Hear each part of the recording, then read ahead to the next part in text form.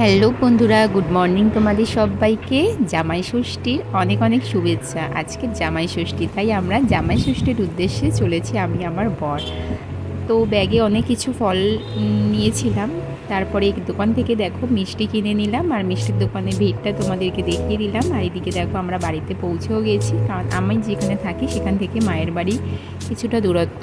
তারপরে মায়ের বাড়িতে গিয়ে মা সমস্ত কিছু রেডি করে নিয়েছে। তারপরে মা তো ষষ্ঠীর জন্য রেডি একদম, আমার বরকে ফোঁটা দিয়ে নিচ্ছে, দেখতেই পাচ্ছ তোমরা সেটা। আর আশীর্বাদও করছে। আর সবথেকে বড় কথা হলো দেখো, আমাদের মারা মানে মেয়ের মারা জামাইকে কত সুন্দরভাবে একটা আপ্যায়ন করে খাওয়া দাওয়া আশীর্বাদ সমস্ত কিছু ব্যবস্থা করে। আর আমাদের কপাল, আমাদের শাশুড়িরা আমাদের নিয়ে সংসারই করলো না।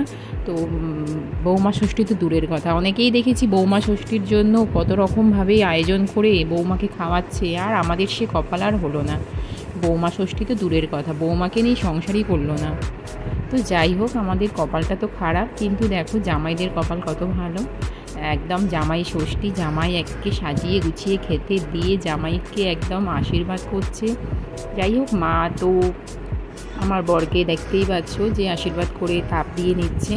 আর সত্যি কথা বলতে কি, এই বছরে একটা দিনই 364 দিন আমাকে ও মানে কথায় বলে যে সহ্য করে, আর একটা দিন আমার মা ওকে সেই সহ্য করার জন্য উপযুক্ত পরিশ্রমের ফল দেয়।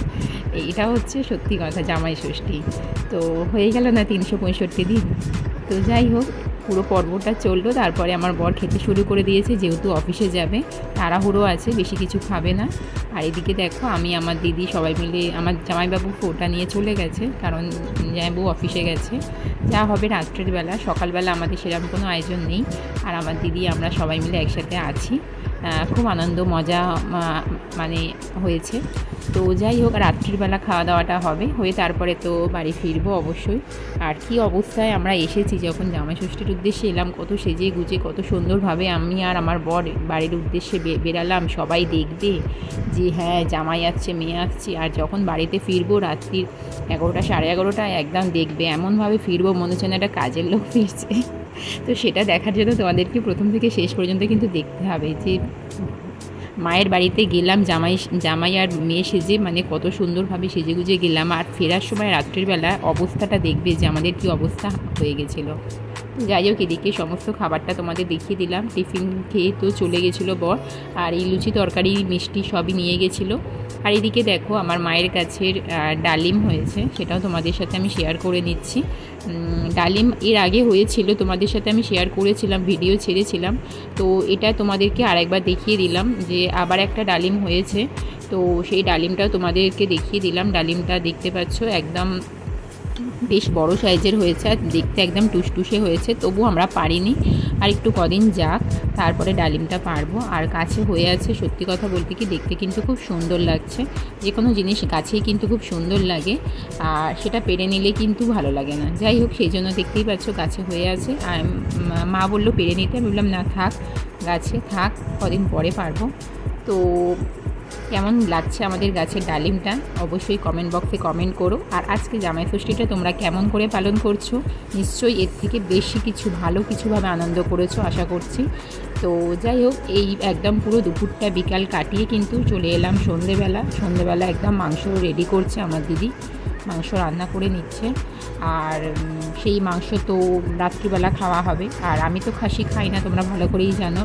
দুপুরবেলা মাছ রান্না হয়েছিল, সেই মাছের টুকরো বা মাছের একটুখানি আমার জন্য রাখা হয়েছিল, সেটাই আমি রাত্রিবেলা খাবো। আর পুরো সারা দিনই আমরা ভাত খেয়েছি। অন্য দিন রুটি হয়, কিন্তু জামাই ষষ্ঠী স্পেশালি ভাত রান্না হয়েছে।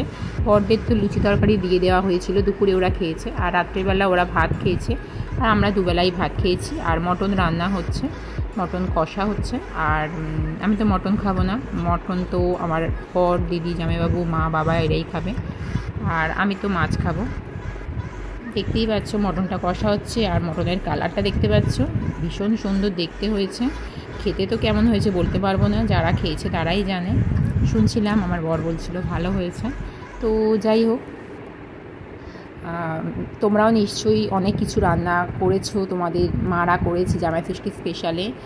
ইলিশ মাছ, চিকেন, মটন সমস্ত কিছু রান্না হয়েছে।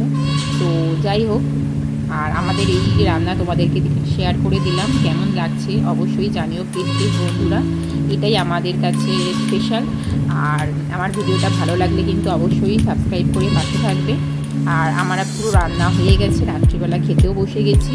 খেতে বসার আগেই দেখো ভিডিওটা করা হয়নি, তাই খাওয়া শুরু হয়ে গেছে। তারপরে তোমাদের সাথে ভিডিওটা আমি শেয়ার করে নিচ্ছি। আর এত রাত হয়ে গেছিলো, তার মধ্যে ঝড় জল শুরু হয়ে গেছিলো, বাইরে ঝড় জল হচ্ছিলো, আর আমরা ঘরের মধ্যে খেতে বসে গেছি। আর মুখগুলো ভালো করে দেখাতে পারছি না, কারণ এত গরম পড়েছিল যে সবাই সেই মুহূর্তে মানে ফ্রেশ হওয়ার জন্য একটু হালকা পোশাক পরে খেতে বসেছিল।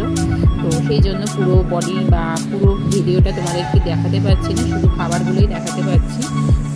এইটাই ছিল আমাদের মেনু, খুব একটা যে হাইফাই মেনু, অনেক রকম পদের রান্না, এত কিছু আর করতে বলেনি আমার দিদি জামাইবুরা।